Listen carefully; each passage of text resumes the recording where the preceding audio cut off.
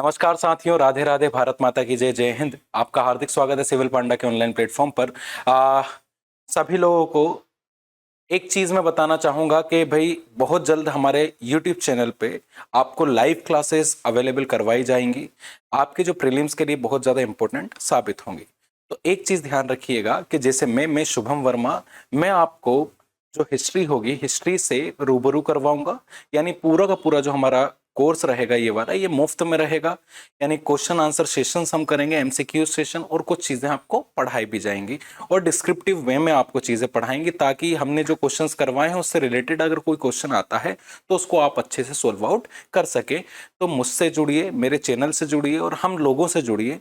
एक बार आप जुड़ के देखिए, आपको ये लगेगा कि हाँ, हम पहले इनसे जुड़ जाते तो हमारा सिलेक्शन पुख्ता होता।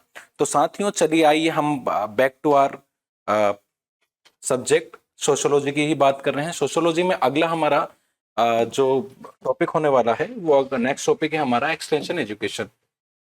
तो जब कभी भी हम एक्सटेंशन एजुकेशन की बात करते हैं तो हमारे दिमाग में आता है कि भाई ये एक्सटेंशन एजुकेशन होता क्या है, किस तरह से होता है, क्या होता है, इसका ओरिजिन कहाँ से हुआ। तो सबसे पहले मैं इसके ओरिजिनेट की बात कर लेता हूँ कि इसका एक्सटेंशन एजुकेशन का ओरिजिन कहाँ से हुआ है। Origin of extension education, origin of extension education, origin of extension education. देखिए, ओरिजिन की जब कभी भी बात आती है तो ये सबसे पहले देखिए, एक्सटेंशन एजुकेशन के लिए क्या होता है कि आप सभी को पता है कि लगभग 15 सेंचुरी से लेकर के 19 सेंचुरी के आसपास तक, और 20 सेंचुरी हम बोल सकते हैं उसके, और मेनली 19 सेंचुरी तक बोला जाता है कि जो यूरोप था, यूरोप में इंडस्ट्रियलाइजेशन बहुत बड़े पैमाने पे चालू था। अब भाई वहां पे इंडस्ट्रियलाइजेशन बहुत बड़े पैमाने पे चालू है, यानी चल रहा है, तो वहां पे एजुकेटेड पर्सनालिटीज की भी नेसेसिटीज सामने आई। लेकिन वहां पे लोग जो थे वो अभी भी कहीं ना कहीं जो सुपर स्टेशन हैं उनमें ही उलझे हुए थे। तो ऐसे में उनके सुपर स्टेशन को खत्म करने के लिए और बिना काम के जो ट्रेडिशंस थे उनको खत्म करने के लिए, और जो लोग एजुकेटेड नहीं थे उनको अलग से एजुकेशन प्रोवाइड करने के लिए एक्सटेंशन एजुकेशन आता है। यानी एक चीज ध्यान रखिएगा, एक्सटेंशन एजुकेशन एक ऐसी एजुकेशन होती है जो किसी भी एज में किसी भी पर्सनालिटी को किसी भी स्थान पे, यानी किसी भी प्लेस पे आपको प्रोवाइड की जा सकती है। कोई एज का मैटर नहीं होता, इसमें कोई सर्टिफिकेट आपको नहीं मिलता है, ये चीज ध्यान रखिएगा।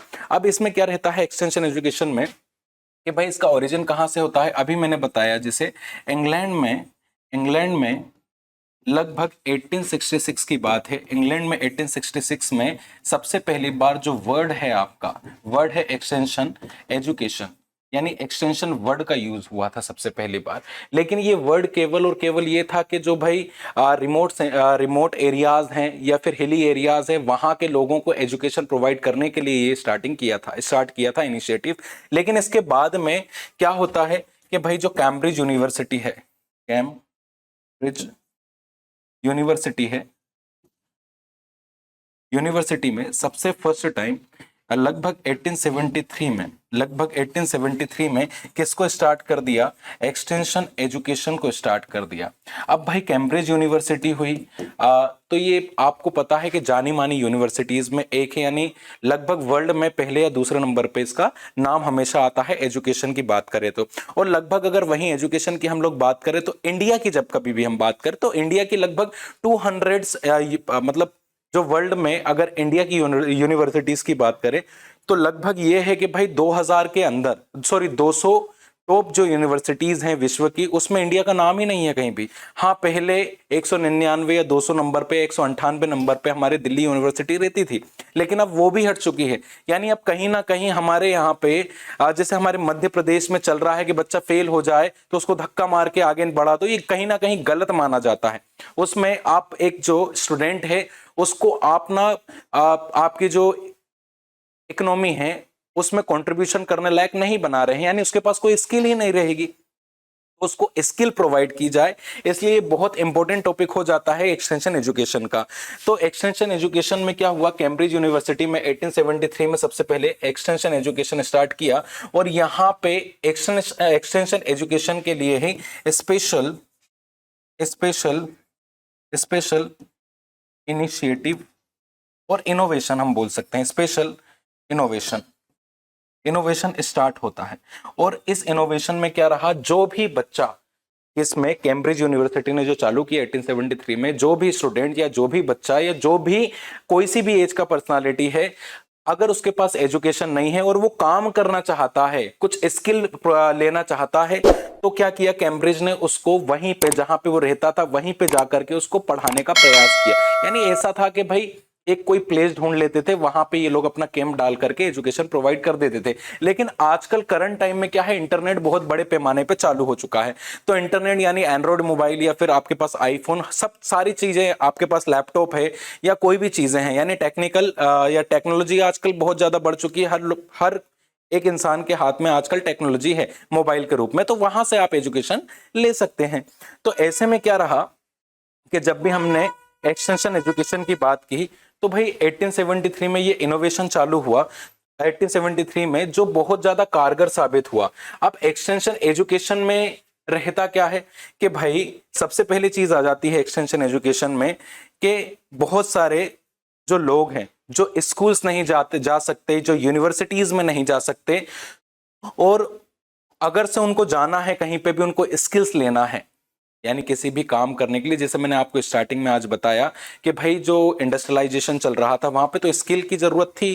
तो स्किल कहां से ले सके, वो कैम्ब्रिज ने तो बता दिया कि भाई आप ऐसे स्किल्स प्रोवाइड कर सकते हैं, लोगों को एजुकेशन प्रोवाइड कर सकते हैं, ताकि ज्यादा से ज्यादा लोग क्या कर सके, ये एजुकेशन को फ्री में ले, और उनमें अंदर मतलब उनके अंदर जो है स्किल्स आ सके, स्किल्स के माध्यम से वो अपने देश की जीडीपी में कंट्रीब्यूट कर सके। और ज्यादा से ज्यादा अगर देश की जीडीपी में कंट्रीब्यूशन करेंगे तो हमारी देश की जीडीपी भी क्या होगी, ग्रो कर जाएगी। यानी अगर हम कुल मिलाकर के बात करें, हमारा देश का डेवलपमेंट हो सकेगा।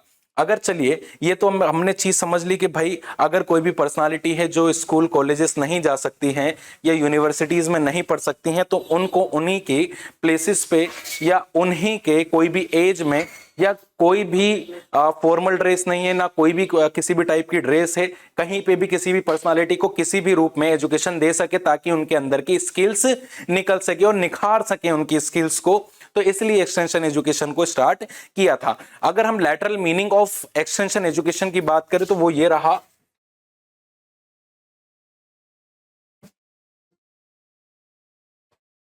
Meaning of extension education. Meaning of extension education ज्यादा बड़ा टॉपिक नहीं है, छोटा सा टॉपिक है, 15 से 20 मिनट का टॉपिक रहेगा आपका, ज्यादा बड़ा नहीं है ये। अब एक चीज ध्यान रखिए, एक्सटेंशन एजुकेशन का हमें मीनिंग पता करना है, तो याद क्या रखना है, एजुकेशन तो ठीक है, हमें पता है एक एजुकेशन का मतलब क्या होता है, शिक्षा होती है। अब इसमें क्या रहता है, एक्सटेंशन जो है वो एक लैटिन शब्द है, लैटिन वर्ड है। कौन सा वर्ड हो गया स्टूडेंट्स, लैटिन वर्ड हो गया, और जिसमें एक्स प्लस टेंसियो किस किस से बना है, एक्स और टेंसियो से। यहां पे एक्स का मतलब क्या हो जाता है, तो एक्स का मतलब होता है आउट, एक्स का मतलब क्या हो जाता है, आउट, और वहीं पे टेंसियो का मतलब हो जाता है स्ट्रेचिंग। टेंसियो का मतलब क्या हो जाता है, स्ट्रेचिंग, यानी किसी भी चीज को स्ट्रेच करना। आई बात समझ में, यानी इलास्टिसिटी आपने देखी होगी कि एक पॉइंट तक वो जाकर के रुक जाती है किसी भी चीज की इलास्टिसिटी, लेकिन ये एक ऐसी इलास्टिसिटी होती है, एक ऐसी स्ट्रेचिंग होती है जो कभी नहीं रुकेगी। क्यों, जितना चाहे उतना इसको खींच सकते हैं, लेकिन किस फील्ड में खींच सकते हैं, एजुकेशन वाली फील्ड में खींच सकते हैं।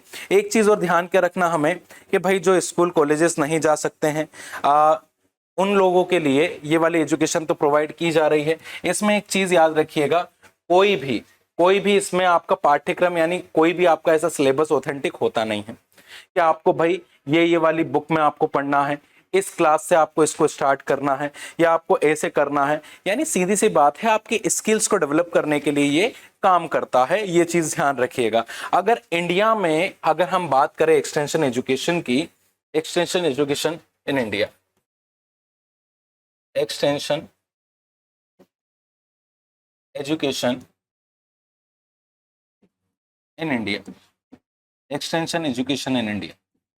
चलिए साथियों, एक्सटेंशन एजुकेशन इन इंडिया की हम जब कभी भी बात करते हैं तो ये क्या होती है, उसको थोड़ा सा हम ध्यान पूर्वक समझ लेते हैं। ध्यान से समझ लेते हैं कि भाई ये क्या क्या चीजें होती हैं इसमें। देखिए, मैं अगर बात करूं तो सबसे पहले जो एक्सटेंशन एजुकेशन के लिए चीज आई वो रविन्द्रनाथ टैगोर के द्वारा स्टार्ट की गई थी, यानी रविंद्रनाथ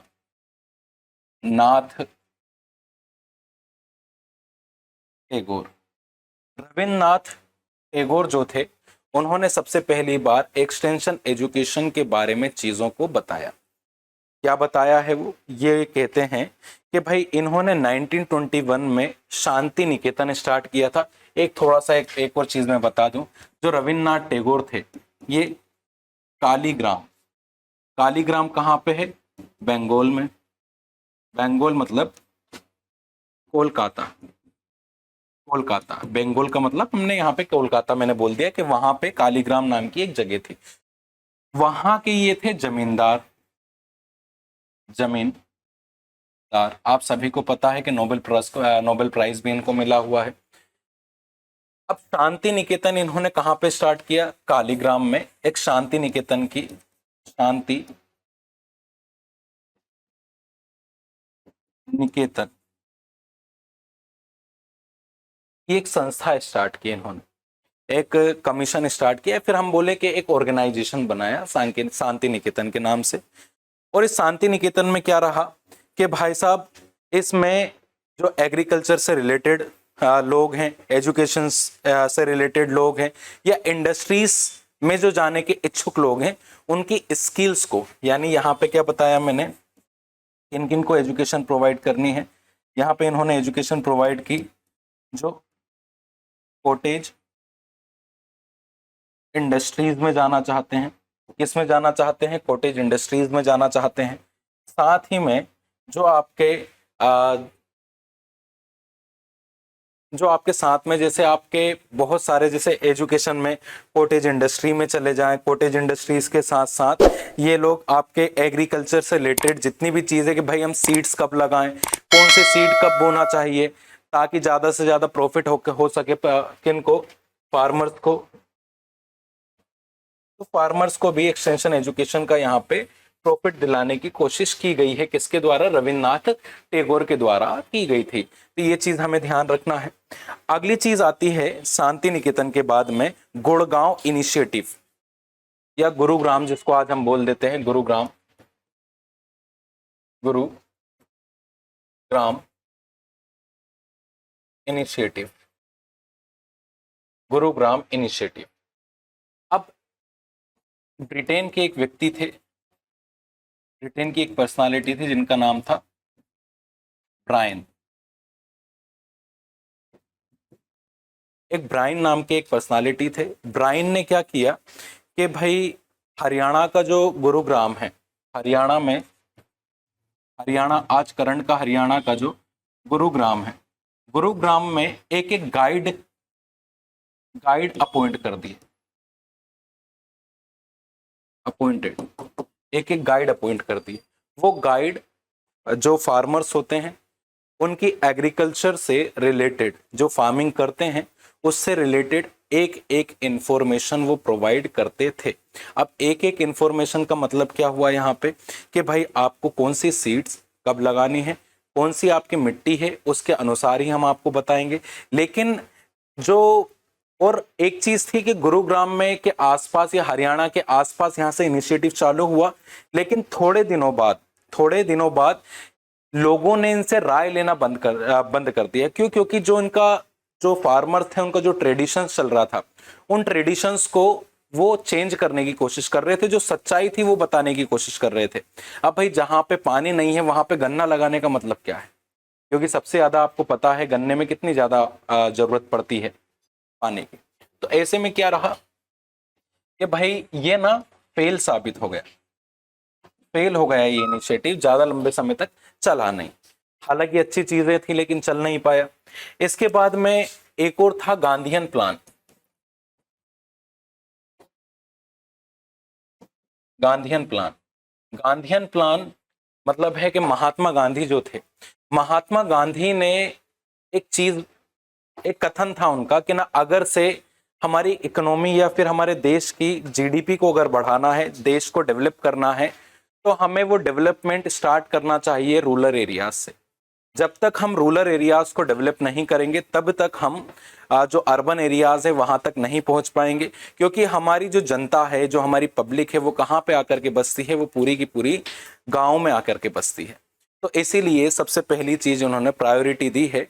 इन्होंने क्या प्रायोरिटी दी है कि भाई हमें अगर से डेवलपमेंट की बात आए, डेवलपमेंट की अगर कहीं बात आए तो वो डेवलपमेंट कहाँ से स्टार्ट होना चाहिए, स्टार्टेड इन रूरल एरियाज। ठीक है, इसीलिए रूरल एरियाज को डेवलप करने और साथ में हमारे कंट्री को डेवलप करने के लिए, कंट्री को डेवलप करने के लिए हमें क्या करना होगा भाई, जैसे रूरल एरियाज को डेवलप करना है या कंट्रीज को डेवलप करने के लिए इन्होंने 18 पॉइंट्स बताए थे। इन्होंने कितने बताए, 18 पॉइंट्स बताए, जिसमें आपका एग्रीकल्चर सेक्टर है, जिसमें वीमेन के लिए जो हम महिला सशक्तिकरण की बात कर लेते हैं, वीमेन एम्पावरमेंट की बात कर लेते हैं, वो बताई इन्होंने। इसके बाद कोटेज इंडस्ट्रीज को बढ़ाना है, कोटेज इंडस्ट्रीज, उसके बाद स्मॉल इंडस्ट्रीज के ऊपर ध्यान देना है। इसके बाद में जो हमारे जो रूरल एरियाज हैं उनको बिल्कुल स्वच्छ रखना है, जैसे हमने आज चलाया है स्वच्छता अभियान टाइप, तो ऐसे ही इन्होंने वो वाली बात कही थी। जो आजकल चल रहा है वो सब गांधी जी ने पहले ही बता दिया था कि ये 18 पॉइंट्स अगर डिनोट किए उन्होंने कि भाई ये 18 पॉइंट्स अगर आपने इनको सक्सेसफुली अचीव कर लिया तो आपका देश कहीं ना कहीं डेवलप हो जाएगा, यानी डेवलप की जो एक लिमिट होती है वहां तक आपका देश पहुंच जाएगा। इसलिए इन्होंने ये बात कही थी। तो साथियों, इतना ही हम एक्सटेंशन एजुकेशन में देखेंगे। इसके बाद भी बहुत सारी चीजें आई हैं, लेकिन वो हमारे लिए इतने काम की है नहीं। अगर कुछ छूटा है तो उसको मैं और क्लासेस में आपको कवर करवा दूंगा। आज के लिए इतना ही। बहुत बहुत धन्यवाद। नमस्कार, राम राम।